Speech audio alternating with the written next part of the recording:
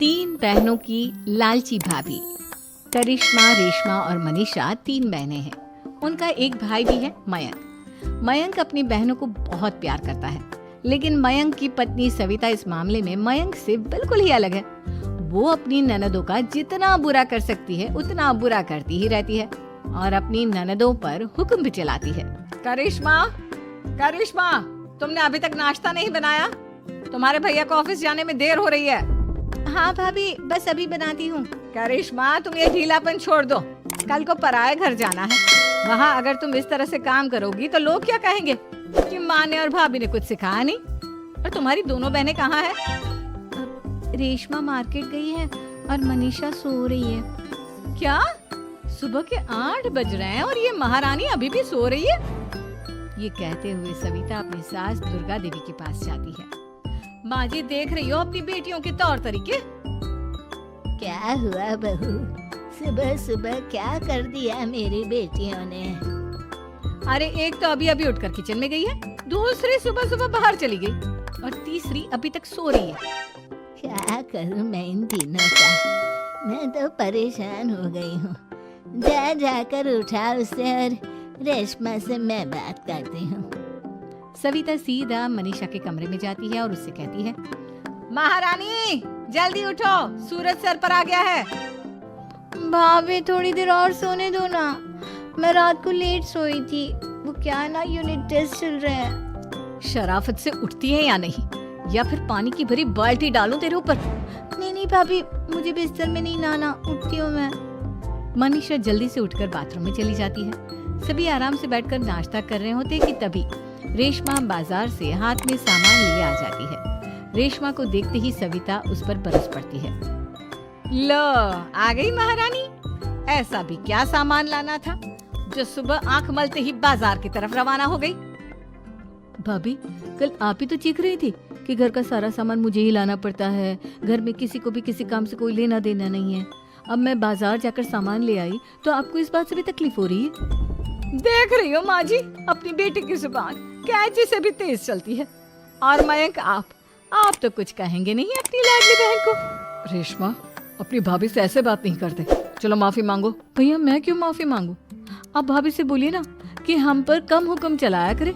हम इस घर की बेटियां हैं और आपकी पत्नी की ननद है, नौकरानी नहीं। लो कर लो बात। इनकी भलाई के लिए कुछ भी बोलो तो इन्हें बुरा लग जाता है।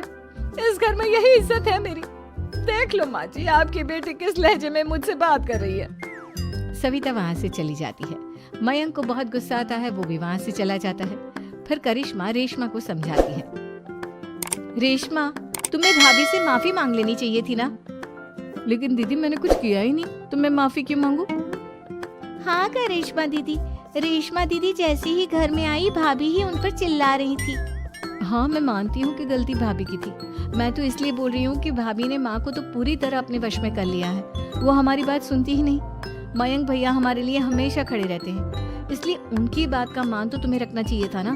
कोई फायदा नहीं दीदी, कुछ दिनों की बात और है, भाभी उन्हें भी हमारे खिलाफ भड़का देंगी। फिर वो भी माँ की तरह हमारी किसी बात का विश्वास नहीं करेंगे। इसी तरह सविता अपनी तीनों ननदों को किसी न किसी बात पर परेशान करती रहती थी। एक दिन मयंक अपनी तीनों बहनों के लिए गिफ्ट लाया। करिश्मा, ये तुम्हारे लिए हार का सेट। रेशमा, तुम्हारे लिए सुंदर सी ड्रेस। और मनीषा, तुम्हें किताबें पसंद है ना, तुम्हारे लिए किताबें लाया हूँ। थैंक यू भैया। थैंक यू भैया। थैंक यू भैया। करिश्मा, तुम्हारा नेकलेस कितना सुंदर है। ये भैया कहाँ से ले आए होंगे? मैंने भैया को 3 दिन पहले फोन पर ये डिजाइन दिखाया था और आज भैया ये ले आए। सविता तो अपनी ननदों के गिफ्ट्स देखकर जल गई और करिश्मा का नेकलेस तो उसे भी बहुत पसंद आया था। अपनी बहनों के लिए कितना अच्छा नेकलेस लेकर आए हैं, मुझे कभी कोई गिफ्ट नहीं दिया।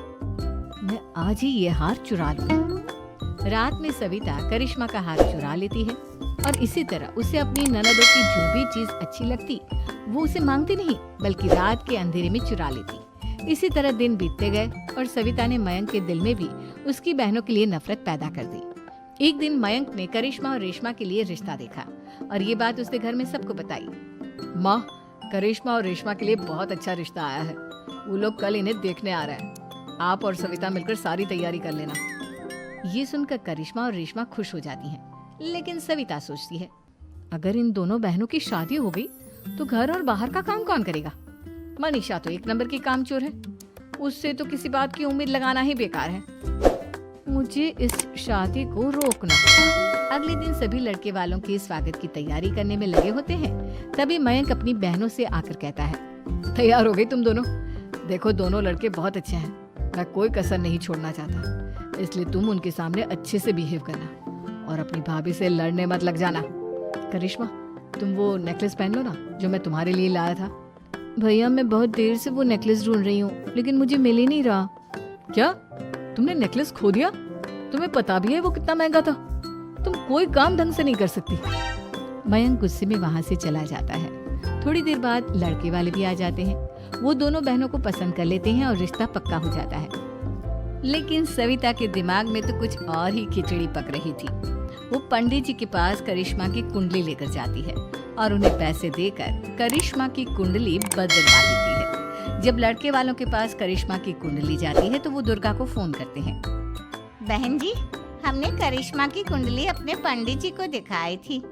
आपकी बेटी की कुंडली नहीं बल्कि दोषों का पिटारा है। देखिए, मैं और मेरे पति इन सब बातों में बहुत विश्वास करते हैं, इसलिए हम आपकी बेटी से अपने बेटे की शादी नहीं करा सकते। इस तरह करिश्मा का रिश्ता टूट जाता है और सभी घर वालों को बहुत दुख होता है। अब कविता सोचती है, चलो करिश्मा का तो रिश्ता टूट गया, अब रेशमा का भी रिश्ता तोड़ना है। क्या करूं? अब सविता आवाज बदलकर किसी अननोन नंबर से रेशमा के होने वाले ससुराल में फोन करती है। हेलो, मैं कौन हूँ कौन नहीं ये आपके लिए जानना जरूरी नहीं। बस इतना सुन लो कि रेशमा का 2 साल से किसी के साथ अफेयर चल रहा है। बस रेशमा का रिश्ता तोड़वाने के लिए सविता का इतना कहना काफी था। अब रेशमा का भी रिश्ता टूट गया। मयंक और दुर्गा देवी ने रेशमा को खूब खरी खोटी सुनाई और उससे बार बार उस लड़के के बारे में पूछने लगी। आप दोनों मुझे क्यों परेशान कर रहे हो? अरे कोई लड़का होगा मेरी लाइफ में तो मैं बताऊंगी ना। जब कोई है ही नहीं तो कहाँ से लाऊं मैं कोई लड़का? तो तेरे होने वाले ससुराल वालों को फोन किसने किया था? माँ, मैं नहीं जानती किसने फोन किया था, मैं सच कह रही हूँ। मैं तो पहले ही कह रही थी इसकी लगाम खींच कर रखो, लेकिन मेरी सुनता ही कौन है। आप चुप रहिए भाभी, ये सब आपका ही किया धरा है। अब तीनों बहनों को विश्वास हो जाता है कि ये सब उनकी भाभी ही कर रही है। तीनों बहनें अपनी भाभी को सबक सिखाने के लिए एक वकील कर लेती है और घर में हिस्सा मांगना। देखो भैया, माँ बाप की जायदाद में जितना बेटों का हक होता है उतना ही बेटियों का, इसलिए इस घर के 4 हिस्से होंगे और हमें अपना हिस्सा चाहिए। मैंने तुम्हारे लिए क्या क्या नहीं किया और तुम इस घर में हिस्सा मांग रही हो? भैया, आप और माँ हम बहनों की कोई बात नहीं सुनते हो और भाभी हमारी शादी नहीं होने देगी, क्योंकि उन्हें लगता है कि आप हमारी शादी में ज्यादा पैसा लगाओगे और उन्हें हम जैसी फ्री की नौकरानी कहाँ मिलेगी। तो हम भाभी के साथ तो रह नहीं सकते, हम बहनों को अपना हिस्सा चाहिए। अरे तुम्हें शर्म आनी चाहिए अपनी भाभी पर ऐसा इल्जाम लगाते हुए। वो तुम्हारे बारे में कितना सोचती है। हाँ माँ, भाभी हमारे बारे में बहुत सोचती है। दिन रात बस यही सोचती रहती है कि किस तरह से अपनी तीनों ननदों को परेशान करूं और कभी मुझे पढ़ने भी नहीं देती। दोनों बहनों का रिश्ता भी तो इन्होंने ही तोड़वाया है और रात में हमारे कमरे में आकर हमारी चीजें भी चुराती हैं। इसी तरह सविता की तीनों ननदें अपनी बात पर अड़ी रही। अब कोर्ट में तारीख भी शुरू हो गई। जब सविता को लगा कि उसकी तीनों ननद इतनी आसानी से नहीं मानने वाली, तो उसने अपने पति और सास को सारी सच्चाई बता दी और अपनी तीनों ननद से माफी मांगी। मयंक और दुर्गा को भी अपनी गलती का एहसास हो गया। अब सविता खुद करिश्मा और रेशमा के लिए अच्छा रिश्ता ढूंढती है और उनकी शादी करवाती है।